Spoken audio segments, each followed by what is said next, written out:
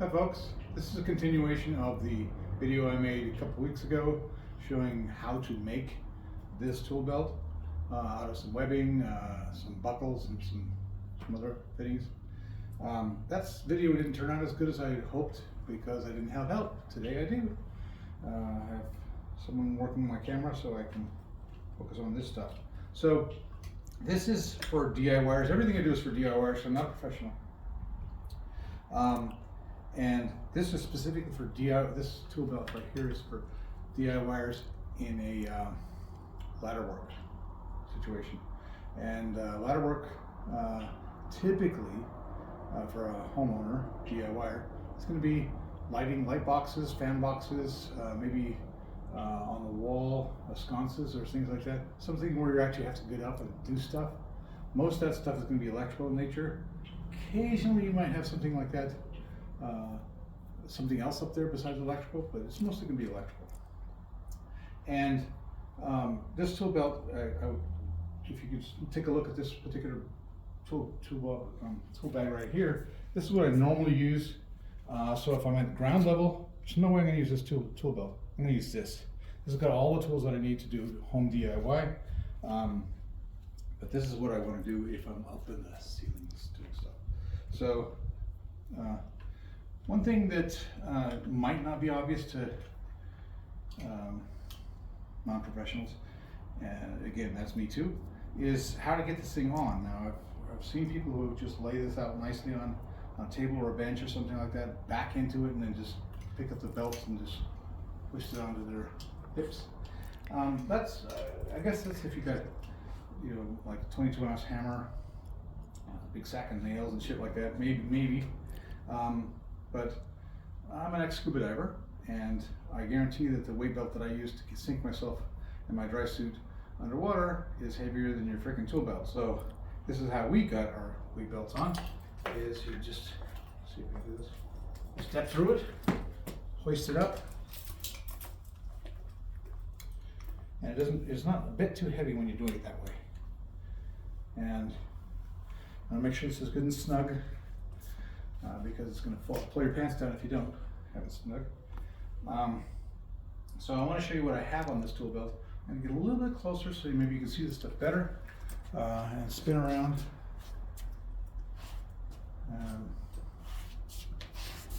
And one thing that I have here on the back, I just have it as a placeholder because it's an open spot for something. It'll pretty much take anything. I got this tool on here because I have it lying around, and it's a very useful tool, but just not for ladder work. I mean, honestly, I just grab my pliers wrench, toss it on there too. Anything magnetic will go on there. So next thing I have on here, is my T5 600. It is a meter of sorts. Problem with most meters is that you have to, typically you have these two leads here and a meter swinging like that, something like that, and you got to somehow go in here and test something and hope this meter is going to hold whatever value it got when you're doing that, so you can pick it up and look at it. It's a little bit tedious. Some meters actually have little bails on them so you can hang them from something on the wall. This meter solves that problem. Fluke solved this problem by allowing you to mount the positive right on here and the negative here. That way you can actually read the reading and also run the tests, you know, connect the ends. Then it does voltage, amps, and continuity. When you're talking about amps, what you do is you put it in between here, and you have to put one lead between here, usually the hot lead between here, and it'll tell you what the device that's on the other end of the line is drawing in current. Kind of nifty. A lot of DIY meters don't have that kind of capabilities. So Anyway,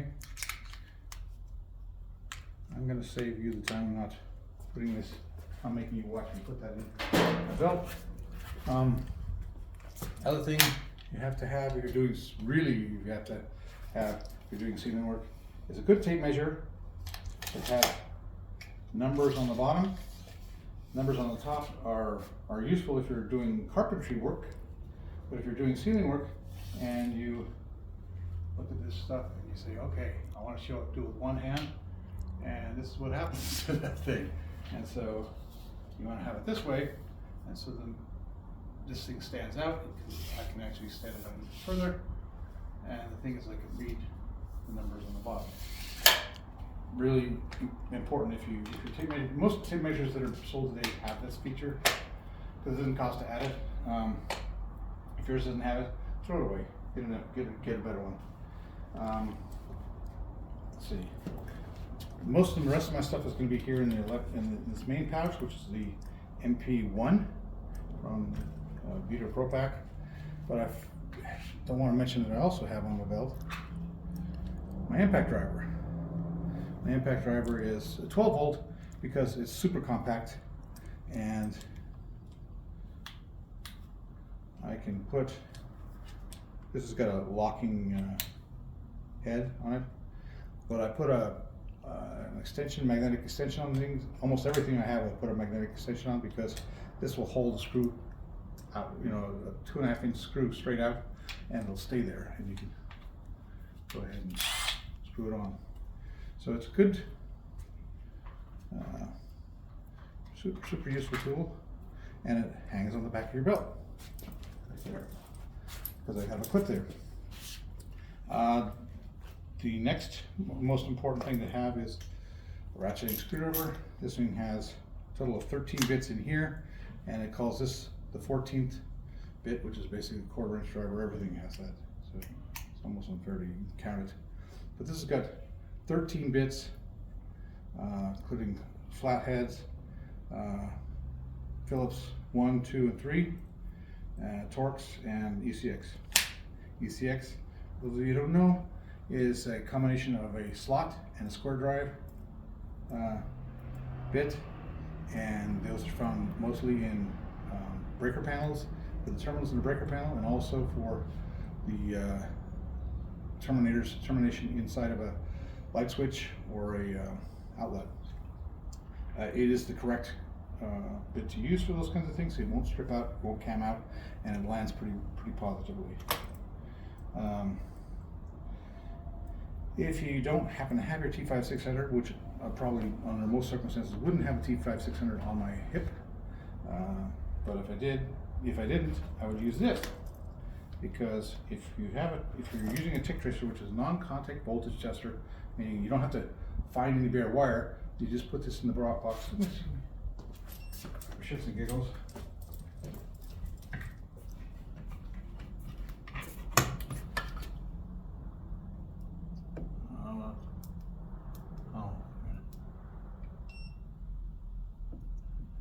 Oh, this one's turned off.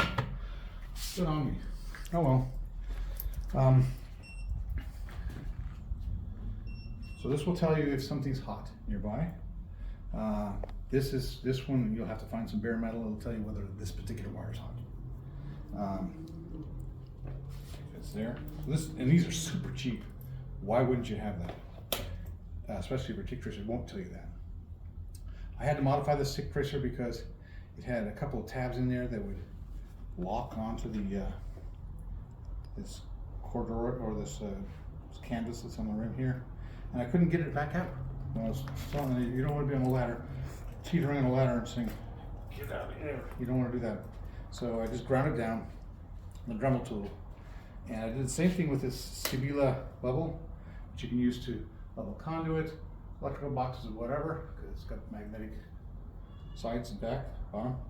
But this would also lock because it's sitting in this tab here, and it would lock in there. I couldn't get it back out, so I ground that down too, and it's perfectly fine. It's not going to fall out. Well, maybe it will. It'll fall out if it's out in my hand, but honestly, you never take this sheath out. You need sheath and buckle, and it's never going to come out. So that's good. The other thing you have is for electrical stuff is, for the impact driver. Sometimes you want to impact drive not more than just Phillips. It's got Torx ECX slotted, and Torx ECX slotted in Phillips, sorry. So that's covers virtually anything you might want to screw into using an impact driver. This is a T-stripper. These are the strippers that I grew up on years and years ago, from a long time ago. I like these better than the modern ones because they're super stupid simple. They're not too expensive, and I never worn these things out. I've mostly melted them by trying to cut a hot wire and arcing across, and it melts the blades. But that's the only time that I've ever had one of these things, have to go in the trash, because I totally destroyed it with my negligence. And then I have the if you're using Wagos, you don't have to twist wires together anymore, because the Wagos are pretty positively locking using locking tabs. But if a lot of people like to twist the grounds, and so I do too. So I'll go into a box and I'll twist the grounds together and then put a cap on them. So you sort of need this kind of plier to do that. And apart from that lineman type plier duty, this also has the ability to, because it's got grooves on the front, which allows it to grab the head of a screw that maybe has had its tips stripped because you had an impact drill and it's just stripped it out, camped it out. This allows you to grab that, grab the screw and from on the outside and screw it out far enough that you can actually use your hand, or maybe even try to get one of those screwdrivers that fits on it. Really useful. Makes it a little bit more versatile than a straight lineman plier. Then I have the Hultahorse pencil. It's like a Pika Dry, only red. I don't think it's any better. It's a little bit harder to get in and out of pockets than the Pika, but it also means that if you're climbing around or crawling underneath the house or something like that, it's not going to fall out. And I have this Inksol. Inksol is better than a Sharpie because it actually is sharp. Its point is you can write very fine point stuff with this stuff, or broad point depending on how you're tilted. And that works for most things. But if you are writing on something dark, you need the silver Sharpie, and that allows you to write on something, and I'll let it write on something dark, and you can see it. That is, I think, all that I would have on a ladder. I can solve almost anything I need on a ladder, other than maybe having a pouch here for some Wagos, or maybe a couple wire nuts. I'm probably not going to use wire nuts. I like Wagos way too much. They work too well compared to wire nuts. And then in that case, you really have to have a case instead of because you sometimes use 3 contacts, 2 or 5, and you can't have that in a bag. So anyway, that's it. So long for now. I'll see you later.